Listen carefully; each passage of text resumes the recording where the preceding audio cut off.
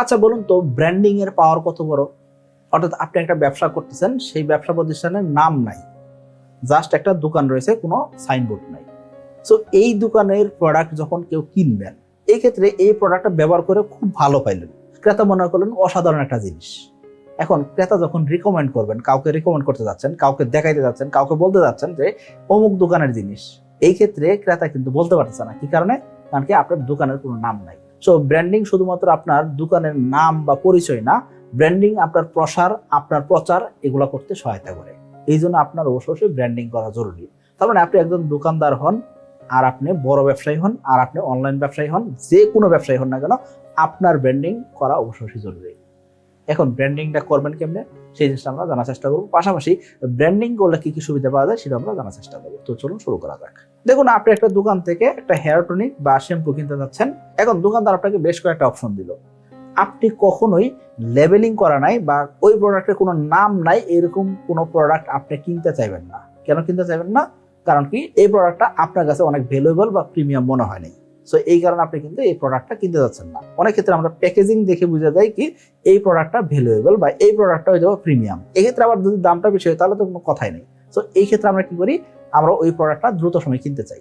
So পাশাপাশি দুইটা product রাখা আছে, একটাতে কোনো লেবেলিং করা নাই, আর একটা প্রোডাক্ট একদম খুব প্যাকেজিং সুন্দর করে রাখা হয়েছে। এই ক্ষেত্রে আপনি সচরাচর ওই প্যাকেজিং করা প্রোডাক্টটাই কিনবেন। কেন? কারণ কি, কোনো লেবেলিং ছাড়া জিনিস আপনি কিনতে যাচ্ছেন না। এখন সিনারিও এবারে একটু পরিবর্তন হতে পারে। কি? দোকানদার যে উনি খুব বিশ্বস্ত, ওনার সাইনবোর্ড আছে, ওনার দোকানের একটা বিশ্বস্ত আছে, দোকানের নাম আছে, নাম ডাক আছে। তো আপনি ওই দোকান থেকে রেগুলার প্রোডাক্ট কিনেন। এই ক্ষেত্রে ওই লোকাল দোকানদার উনি বললেন কি, এই যে শ্যাম্পু বা এই যে হেয়ার টনিক, এই জিনিসটা আমি নিজে উৎপাদন করি। তো দোকানদার যেহেতু নিজে উৎপাদন করে, সে আপনাকে গ্যারান্টি দিচ্ছে। সো তার মানে কি, লোকাল দোকানদার, লোকাল প্রোডাক্ট কিন্তু গ্যারান্টি পাচ্ছেন। এই ক্ষেত্রে কিন্তু আপনি কিনবেন কেন? কারণ কি, এখানে একটা দামের একটা ডিসকাউন্ট পাবেন। এখন ওই যে ধরেন পাশে থাকা খুব সুন্দর করে প্যাকেজিং করা ওই প্রোডাক্টের দাম হয়তো 1000 টাকা, দোকানদার আপনাকে বললো কি, আপনি আমার থেকে যদি এই প্রোডাক্টটা কিনেন সেক্ষেত্রে দাম পড়বে 800 টাকা। এখন আবার ট্রাস্টেড যেহেতু, সেক্ষেত্রে আপনি কিনবেন। কিন্তু এই প্রোডাক্টের কিন্তু ভ্যালু ওই দোকানদার এবং কি আপনার ভিতরে আছে। কখনো এই প্রোডাক্টের ভ্যালু কিন্তু অন্য কেউ জানে না। কেন জানে না? কারণ কি, এখনো ওই প্রোডাক্টটা লোকালি পরিচিত, এখনো সবার কাছে পরিচিতি পায় নাই। এখন সবার কাছে যদি পরিচিতি পাইতে চায় তাহলে কি করতে হবে? অবশ্যই তাকে ওই প্রোডাক্টের ব্র্যান্ডিং করতে হবে। আশা করি বুঝতে পারছি। তার মানে যদি ব্র্যান্ড হয়ে যায়, ওই যে প্রোডাক্টটা ছিল, এই প্রোডাক্টটা যদি ব্র্যান্ড হয়ে যায় বা ওই প্রোডাক্টের যদি একটা ভ্যালু থাকে, ওই প্রোডাক্টের যদি একটা প্রিমিয়ামনেস থাকে, সেই ক্ষেত্রে ওই 1000 টাকার প্রোডাক্টটি অসংখ্য মানুষ কিনবে। কেন কিনবে? কারণ কি, ওই প্রোডাক্টের ভ্যালু আছে, ওই প্রোডাক্টটা প্রিমিয়াম, ওই প্রোডাক্টটা দেখতে সুন্দর, ওই প্রোডাক্টটা ব্যবহার করলে ভালো এক্সপিরিয়েন্স পাওয়া যাবে, ওই প্রোডাক্টের দাম বেশি, বা ওই প্রোডাক্টটা ব্যবহার করলে আপনার কোনো সাইড ইফেক্ট তৈরি হবে না, বা এই প্রোডাক্টটা ব্যবহার করলে আপনি স্মুথনেস পাবেন, আপনি একটা ভালো ফিলিংস পাবেন। এই জন্য আপনি প্রোডাক্টটা কিনবেন। সো তার মানে কি, তার মানে হলো কি, ব্র্যান্ডের পাওয়ার অনেক বড়। সো লেবেলিং ছাড়া দোকানদার যদি 800 টাকা দিয়ে 10টা প্রোডাক্ট বিক্রি করে, সেক্ষেত্রে তার দৈনিক বিক্রি দাঁড়াচ্ছে কত? 8000 টাকা।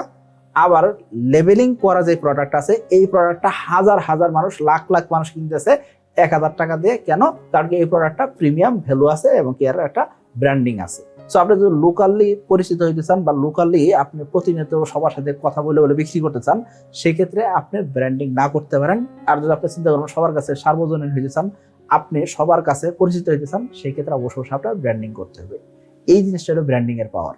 সো এই ক্ষেত্রে ওই 1000 টাকার প্রোডাক্ট অসংখ্য ক্রেতা কিনবে, আপনার বিক্রি বাড়বে, আপনার রেভিনিউ বাড়বে, আপনার সেলস বাড়বে, আপনার সকল কিছুতে আপনার প্রফিট বাড়বে। আশা করি বুঝতে পারছি। সকলে ভালো থাকবেন, সুস্থ থাকবেন। আসসালামু আলাইকুম।